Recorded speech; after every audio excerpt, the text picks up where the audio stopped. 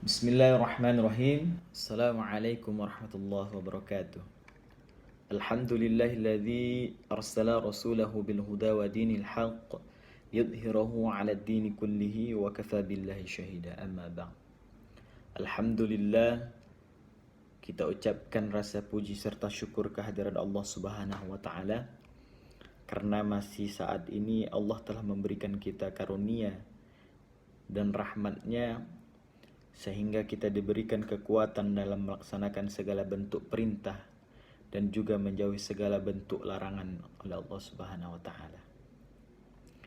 Dan tak lupa pula kita bersolawat kepada Nabi kita yaitu Nabi Muhammad sallallahu alaihi wasallam beserta keluarganya dan sahabatnya dan hingga para pengikutnya hingga akhir zaman.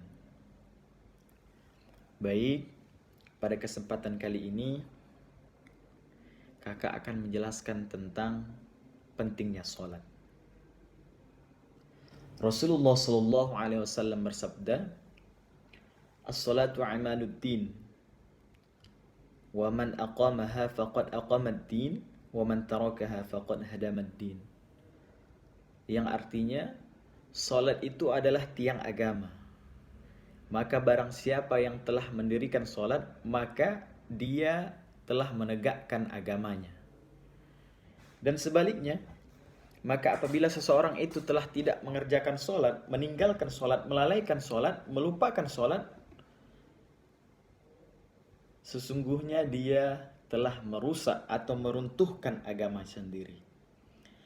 Karena kenapa sholat itu dikatakan tiang agama? Karena manusia, kita semua adik-adik sekalian, kakak, adik-adik, para guru, orang tua adik-adik sekalian, semuanya kita manusia diciptakan oleh Allah Subhanahu wa taala untuk beribadah. Karena Allah Subhanahu wa taala berfirman, "Wa ma khalaqtul jinna wal insa illa liya'budun." Tidak akan aku ciptakan jin dan manusia melainkan untuk beribadah kepadaku. Jadi salah satu silah atau jalan untuk terkoneksinya kita kepada Tuhan yaitu salat. Salat itu artinya penghubung, silah, jalan. Penghubung kita kepada Allah Subhanahu wa taala yaitu salat. Maka ketika kita merasa umat Islam yang beriman kepada Allah tetapi tidak salat, itu bohong. Karena jalan dia untuk menghantarkan kepada derajat keimanan seorang muslim yaitu dengan sholat. Barometer seseorang beriman itu diukur dengan sholat. Baik buruknya seseorang perilakunya di dunia diukur dari sholatnya. Karena Allah Subhanahu wa taala berfirman dalam surah Al-Ankabut ayat 45 yang berbunyi, Inna salata tanha 'anil fahsya'i wal munkar. Sesungguhnya sholat itu dapat mencegah kita dari perbuatan keji dan mungkar, adik-adik. Maka apabila baik sholatnya, maka baik hidupnya. Dan sebaliknya, apabila buruk sholatnya, maksudnya buruk dia melalaikan sholat, meninggalkan sholat dan tidak mengerjakan sholat, maka buruk juga hidupnya. Karena kata Allah tadi, sesungguhnya sholat itu dapat mencegah perbuatan keji dan mungkar. Maka apabila seseorang telah mendirikan sholat, maka dia terhindar dari perbuatan keji dan mungkar. Allah lindungi dia. Ada pertanyaan, Kak, ada orang yang sholat, dia sholat 5 waktu di masjid berjamaah, tapi masih berbuat kemaksiatan, masih menggibah, masih jahat sama orang. Itu kenapa, Kak? Tapi kata Allah, kalau kita sholat, kita dijauhkan dari perbuatan keji dan mungkar. Nah, berarti orang ini sholatnya salah, gitu. Tidak benar. Nah, kalau orang dikatakan benar dalam sholatnya, maka benar akan hidupnya. Maka kembali ke penjelasan kita yang sebelumnya, yang pernah kakak katakan, segala sesuatu amal itu tergantung dengan niatnya. Nah, bisa jadi orang yang sholat ini yang berjamaah ini yang masih hidupnya masih berbuat maksiat, masih suka berbuat jahat kepada orang lain, niatnya salah, bukan karena Allah. Maka dari itu kakak sampaikan ulang, berbuat amal solehlah karena Allah Subhanahu wa Ta'ala. Karena jika berbuat amal soleh karena Allah Subhanahu wa Ta'ala, maka Allah akan mudahkan jalannya untuk berbuat amal soleh tersebut. Maka Allah akan lindungi kita karena kita mengharapnya kepada Allah. Seperti itu adik-adik sekalian. Maka bohong dikatakan seseorang itu sebagai seorang yang muslim yang beriman, dia tidak melaksanakan sholat. Maka apabila orang yang masih berbuat soleh, berbuat baik, tidak jahat kepada sesama, tetapi dia tidak sholat, itu sama saja adik-adik sekalian. Segala amal yang telah diperbuatnya itu tidak ada gunanya, tidak ada artinya gitu. Karena amalan yang utama dia tidak lakukan. Nah, jadi amal soleh berbuat kebaikan itu pelengkap. Sedangkan pondasi utamanya yaitu adalah sholat. Apabila ia telah melaksanakan sholat, maka Allah cegah dia berbuat keji dan mungkar. Dan Allah mudahkan dia untuk berbuat baik, berbuat soleh, menghindari kemaksiatan. Maka Islam memerintahkan dan mewajibkan sholat ini adik-adik sekalian. Adik-adik di umur 7, 8, sampai 9 tahun itu sudah bisa dikatakan baligh dengan tandanya mimpi basah. Dan perempuan ditandakan dengan datangnya haid. Maka setelah masa baligh itu diwajibkan atasnya untuk melaksanakan sholat. Baik secara berjamaah, tapi pahala orang yang melaksanakan sholat berjamaah itu sebanyak 27 derajat. Maka dari itu adik-adik sekalian yang laki-laki berjamaah ke masjid, melaksanakan sholat 5 waktu, subuh 2 rakaat, zuhur 4 rakaat, asar 4 rakaat, maghrib 3 rakaat, isya 4 rakaat. Hanya 17 rakaat dalam satu hari. Itu sangat mudah jika kita merasa kita itu orang muslim. Maka ibadah itu adalah salah satu bentuk dari penghambaan kepada Allah Subhanahu wa Ta'ala. Maksudnya ibadah adalah salah satu bentuk dari bentuk penghambaan dia kepada Tuhan, kepada Allah Subhanahu wa Ta'ala, yaitu beribadah. Nah, salat adalah salah satu bentuk ibadah yang menghubungkan seorang hamba kepada Sang Pencipta. Maka seseorang yang beriman itu tidak akan terhubung jika tidak melaksanakan sholat. Kita, adik-adik sekalian, tidak akan bisa terkoneksi dengan pencipta kita, terkoneksi dengan Allah tanpa melakukan sholat. Maka jangan merasa senang jika kita berpikir, nggak apa-apa deh, saya nggak sholat, yang penting aku kan nggak berbuat maksiat, aku kan nggak berbuat jahat, aku kan sering bersedekah gini-gini. Itu salah. Amalan yang utama adalah melaksanakan sholat. Sedangkan berbuat amal soleh, sedekah dan sebagainya itu pelengkap. Karena sholat tadi Allah mudahkan kita untuk berbuat kebaikan yang lain. Maka dari hadis Rasulullah SAW itu, barang siapa dia telah melaksanakan sholat, maka dia telah menegakkan tiang agamanya.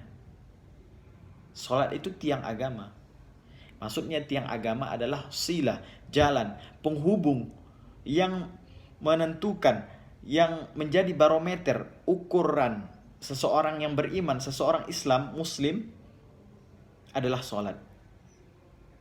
Ukuran seseorang Muslim itu dikatakan Muslim adalah melaksanakan sholat. Maka apabila kita tidak melaksanakan sholat, sama saja kita telah menghancurkan agama kita sendiri. Bagaimana tidak hancur? Salah satu jalan menuju Allah saja kita tidak laksanakan. Bagaimana Allah ridho kepada kita? Kita beribadah kepada Allah Subhanahu wa taala adalah salah satu bentuk penghambaan diri kita kepada Tuhan kita. Dan salah satu ibadah untuk menuju derajat tingkat keimanan, untuk menentukan, untuk sebagai pengukur seseorang itu dikatakan muslim adalah salat, adik-adik sekalian. Maka kakak harap sekalian kepada adik-adik, jangan pernah tinggalkan salat. Sesibuk apapun kita, maka jangan pernah kita tinggalkan salat. Salat itu yang utama. Jangan kita berpikir, gak apa-apa aku sibuk, yang penting aku salat. Bukan. Salat itu yang penting. Salat itu yang penting. Jangan pernah tinggalkan salat. Karena itu kewajiban kita. Kewajiban kita sebagai seorang muslim. Contoh adik-adik sekalian di sekolah. Belajar pendidikan kelas 1 sampai kelas 6. Kewajiban adik-adik adalah belajar kan? Ya nggak mungkin dong adik-adik datang ke sekolah cuma duduk, diem, main-main, terus pulang. Enggak dong. Pasti ada hak dan kewajiban. Kewajiban adik-adik sekalian adalah belajar. Sedangkan hak adik-adik sekalian adalah mendapatkan ilmu dari guru. Mendapatkan sesuatu yang diajarkan guru kepada kita, kepada adik-adik sekalian. Maka di dalam Islam ada hak, ada kewajiban. Kewajiban kita yaitu melaksanakan sholat. Sedangkan hak kita yaitu mendapatkan ridho Allah Subhanahu wa taala melalui wasilah sholat ini. Maka pasti Allah akan ridho kepada orang-orang yang telah melaksanakan sholat. Perlahan perbaiki sholatnya, maka perlahan Allah akan memperbaiki hidupnya. Maka apabila orang telah meninggalkan sholat, maka dia telah memperburuk dirinya juga, memperburuk kehidupannya juga. Tak hanya memperburuk agamanya, tetapi juga memperburuk kehidupan dia. Tetapi ada kedua kemungkinan adik-adik. Ketika kita tidak melaksanakan sholat, Allah memperburuk kehidupan kita, mempersulit. Karena kita tidak beribadah kepada Allah. Yang kedua, Allah membiarkan orang-orang yang tidak sholat itu bersenang-senang di dunia. Allah kasih terus, Allah biarkan aja terus. Itu nama istidraj. Istidraj itu adalah di mana suatu hamba dia tidak melaksanakan perintah Allah, tetapi dia merasa senang, dia merasa bahagia. Itu artinya Allah biarkan dia. Allah sudah tidak peduli lagi kepada dia. Allah tinggalkan dia. Terserah kamu mau berbuat apa. Contoh, adik-adik sekalian, jika berbuat kesalahan di rumah sama orang tua, pasti dimarahin. Itu karena rasa bentuk sayang orang tua adik-adik sekalian kepada adik-adik. Apabila telah dibiarkan, maksudnya berbuat jahat ini segala macam, ibu dan ayah membiarkan saja. Itu tandanya tidak sayang. Membiarkan aja, bukan berarti sayang dengan membiarkan, tidak. Orang tua juga harus berperan penting dalam ini. Ya, ketika Allah memperburuk hidup seseorang karena tidak sholat, itu karena sayangnya kepada kita. Kalau nggak melaksanakan perintah atau melaksanakan aturan dihukum, itu karena sayang orang kepada kita. Tetapi kalau kita melakukan sebuah kejahatan, kemaksiatan, tetapi Allah biarkan, kita tidak diperburuk hidupnya oleh Allah Subhanahu wa taala, maka Allah sudah tidak sayang kepada kita. Maka dari itu, jangan berpikir ketika kita masih diberikan rezeki oleh Allah Subhanahu wa taala, ketika kita mendapatkan nikmat, segala sesuatu nikmat, tetapi kita tidak sholat, jangan berpikir kita disayang oleh Allah Subhanahu wa taala. Itu adalah Allah telah membiarkan kita, Allah telah membenci kita dengan cara membiarkan kita, tidak mau tahu urusan kita seperti apa. Maka dari itu, salat adalah wajib. Maka adik-adik sekalian, jangan pernah tinggalkan salat. Ketika masuk waktu azan, salat berjamaah. Ketika masih ada urusan, selesaikan urusan tersebut atau tinggalkan urusan terlebih dahulu, urusan itu tinggalkan maka laksanakan sholat, atau melaksanakan sholat setelah urusan kita selesai, asal tidak jauh jeda. Misal dalam waktu belajar, adzan berkumandang, kita diam terlebih dahulu, diam mendengarkan adzan, maka dari setelah mendengarkan adzan kita diam, laksanakan sholat. Karena sholat adalah perintah wajib yang diperintahkan oleh Allah Subhanahu wa Ta'ala. Ingatkan diri kita sendiri, adik-adik, ingatkan orang-orang terdekat kita. Jika kita melihat saudara-saudara kita yang tidak sholat, ingatkan kepada mereka. Apabila orang tua kita tidak sholat, maka ingatkan kepada orang tua kita, Bu, Pak, ayo sholat. Gitu. Karena dengan begitu adik-adik akan menjadi anak yang soleh, soleha. Karena telah mengingatkan orang lain untuk berbuat kebaikan. Maka apabila adik-adik telah mengingatkan orang lain dan orang lain itu mengerjakan apa yang adik ingatkan, maka adik akan mendapatkan pahala dari pengerjaan dia tanpa mengurangi pahala sedikit pun yang ia kerjakan. Seperti itu. Jadi bertambah nih. Ketika adik mengajak teman-teman adik sholat, mengajak orang tua adik sholat, maka apabila mereka sholat, pahala mereka itu mengalir kepada adik sekalian. Karena berkat ajakan adik-adik sekalian, mereka mengerjakan sholat tersebut. Maka kunci kesuksesan di dunia dan akhirat, baik kesuksesan apapun itu dalam bentuknya, maka kuncinya adalah satu, yaitu sholat. Perbaiki sholat kita. Baik, sekian dari kakak yang bisa kakak sampaikan. Kurang lebihnya mohon maaf. Assalamualaikum warahmatullahi wabarakatuh.